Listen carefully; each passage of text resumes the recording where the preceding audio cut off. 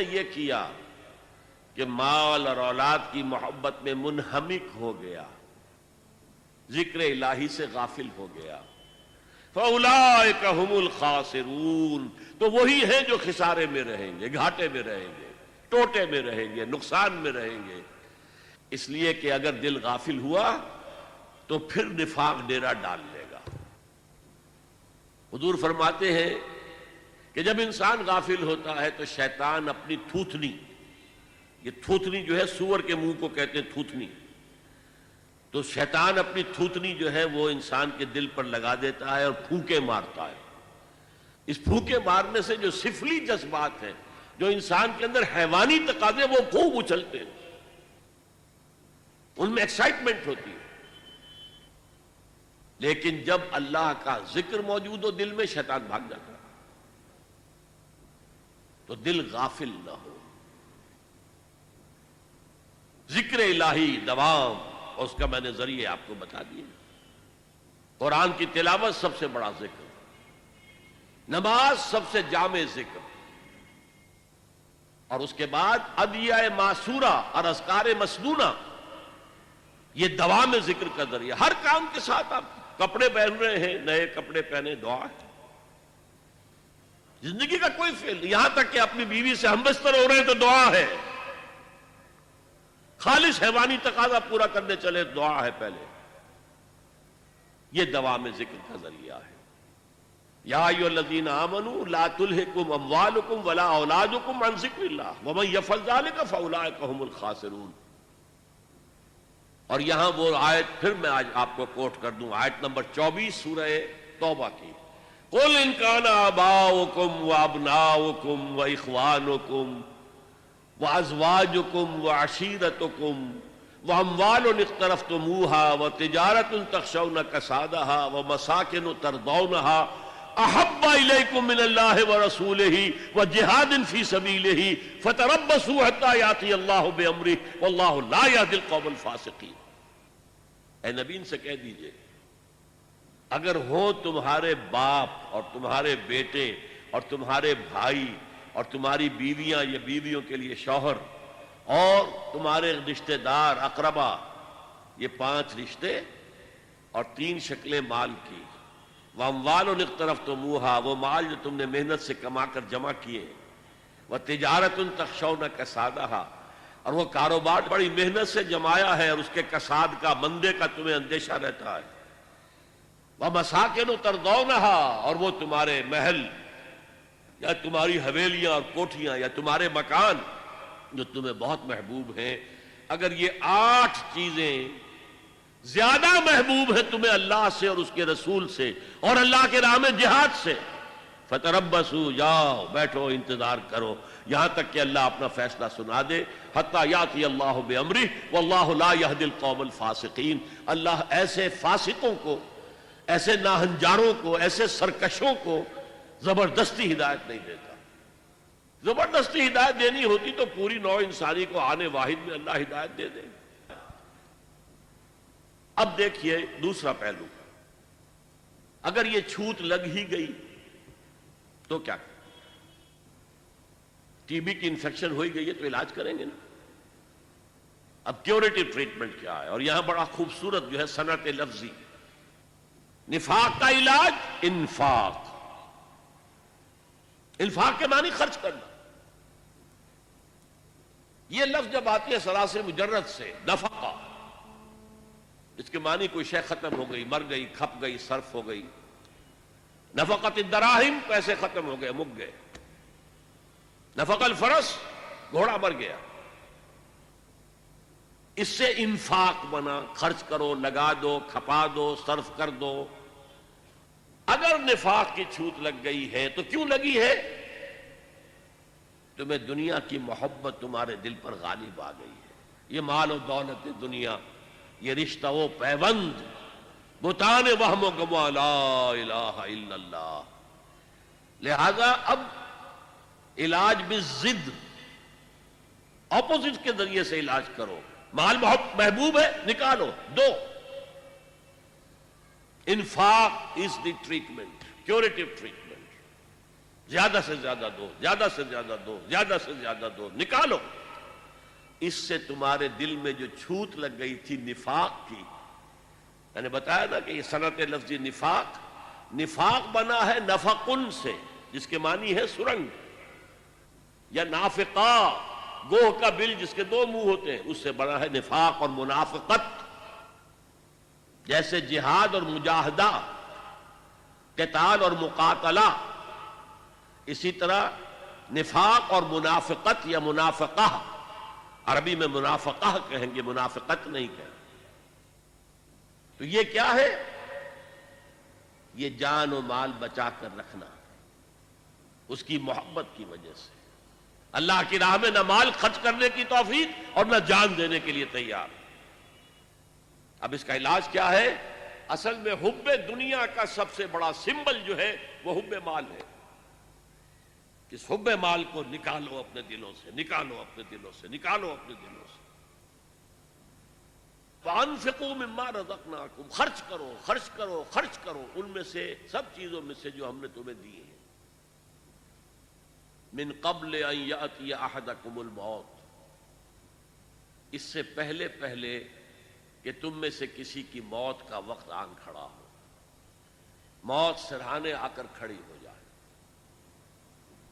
جب آدمی کو پتہ چلتا ہے کہ اب تو دنیا سے روانگی ہے، تب کہتا ہے جی سب اللہ کی راہ میں دے دو، مجھے تھوڑی سی اور وقفہ دے دو، میں سب دولت دے دوں گا۔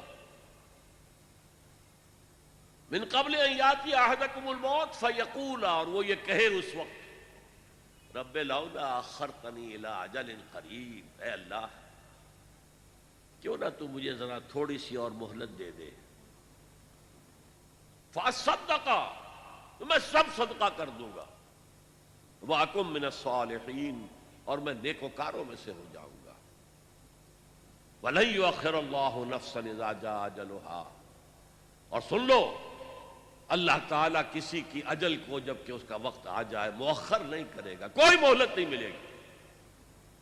وَاللَّهُ خَبِيرٌ بِمَا تَعْمَلُونَ، اور اللہ خوب باخبر ہے اس سے جو تم کر رہے ہو۔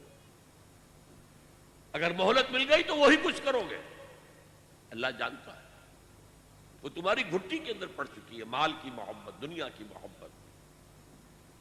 لہذا اب موت کا وقت آ گیا ہے تو اس کے ٹلنے کی کوئی سبیل نہیں۔ آپ نے دیکھا ان 11 آیات میں طب کی اصطلاح کے مطابق یہ نفاق کا مرض، روگ، فی قلوبہم مرض، یہ کہاں سے شروع ہوتا ہے؟ ضعف ایمان اور نفاق میں ڈفرینشیٹنگ لائن کیا ہے؟ نفاق کی پہلی علامت، پہلی سٹیج جھوٹ، جھوٹے بہانے، دوسری سٹیج قسمیں کھانا، تیسری اور فائنل سٹیج جو بھی اسلامی تحریک کا قائد ہے اس سے دشمنی ہو جانا، اور جو صادقین ہیں جو آگے بڑھ کر جان اور مال کھپا رہے ہیں ان سے نفرت ہو جانا، ان سے دشمنی ہو جانا۔ This is the final stage, this is the point of no return. اب تو اللہ کی طرف سے نبی کا استغفار بھی رد، اور آخرت میں عذاب الہی کی بدترین صورت، فی الدرک الاسفل من النار۔ اور جو عداوت جس درجے کی ہو جاتی ہے وہ عبداللہ ابن ابی کے قولوں میں ہم نے پڑھ لیا۔ علاج کیا ہے؟ دوام ذکر الہی، الذین یذکرون اللہ قیاما وقعودا وعلی جنوبہم۔ اور اگر چھوت لگ جائے تو انفاق، خرچ کرو، خرچ کرو، خرچ کرو، خرچ کرو۔ یہاں تک کہ پوچھا گیا کہ قرآن مجید میں اتنا زور دیا جا رہا ہے انفاق پر، خرچ کرو، خرچ کرو، خرچ کرو، کتنا خرچ کریں؟ فرمایا گیا یسألونک ماذا ينفقون قل العفو، جو بھی تمہاری ضرورت سے زیادہ ہے دے ڈالو۔ یہ ہے نفاق کی حقیقت، اور نفاق سے بچاؤ کی شکل، اور نفاق کا مرض لاحق ہو جائے تو اس کے علاج کی صورت۔ اللہ تعالی ہمیں اس نفاق سے پاک کرے۔ ایک غلطی مت کیجیے گا، مسلمان بے عمل ہو کبھی اسے منافق نہ کہیے گا، کسی کو ہم منافق قرار نہیں دے سکتے۔ اس کی بے عملی یا بد عملی بھی اگنورنس کی وجہ سے ہو سکتی ہے، ایمان کے ضعف کی وجہ سے ہو سکتی ہے، ضعف ارادہ کا مریض ہو سکتا ہے کہ ایک شخص کچھ کام کرنا چاہتا ہے، ہمت نہیں ہے، نیورستھینیا ہے، اعصابی مریض ہے، جو بھی کچھ ہے، منافق نہیں۔ منافق کون ہوگا آج کے دور میں؟ جو اللہ کے دین کے غلبے کی کسی تحریک میں شامل ہو، اور پھر جب ڈسپلن کے تقاضے آئیں اور جب جان اور مال کے خرچ کرنے کے تقاضے آئیں تو پیچھے ہٹنا شروع کرے۔ پھر وہ ارتداد، سورہ مائدہ میں اس کا نقشہ کھینچا گیا ہے، یا ایھا الذین آمنوا من یرتد منکم عن دینہ فسوف یأتی اللہ بقوم یحبونہ ویحبونہ۔ اے اہل ایمان، اگر تم نے پسپائی اختیار کی اپنے دین سے تو اللہ تمہیں ہٹا کر اور قوم لے آئے گا جس سے وہ محبت کرے گا اور وہ اس سے محبت کرے گا۔ تو اللہ تعالیٰ سے دعا کیجئے، اللہم طہر قلوبنا من النفاق، اے اللہ ہمارے دلوں کو نفاق سے پاک کر دے۔ اللہم ربنا لا تجعلنا من المنافقین، اے اللہ ہمیں منافقوں میں شامل نہ کیجو۔ اللہم وفقنا ان نجاہد فی سبیلک باموالنا وانفسنا، اے اللہ ہمیں توفیق دے کہ تیری راہ میں جہاد کریں اور اس میں اپنے مال اور جانیں کھپائیں اور خرچ کریں۔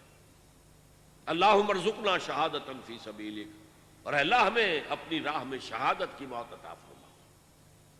اللہم انصر من نصر دین محمد صلی اللہ علیہ وسلم من کانوا وحیث کانوا، اے اللہ اپنے ہر اس بندے کی مدد فرما جو تیرے نبی کے دین کی خدمت کر رہا ہو، وہ کوئی بھی ہو، کہیں بھی ہو۔ وَاجْعَلْنَا مِنْهُمْ، اور اے اللہ ہمیں بھی ان کے ساتھ شامل ہونے کی توفیق عطا فرما۔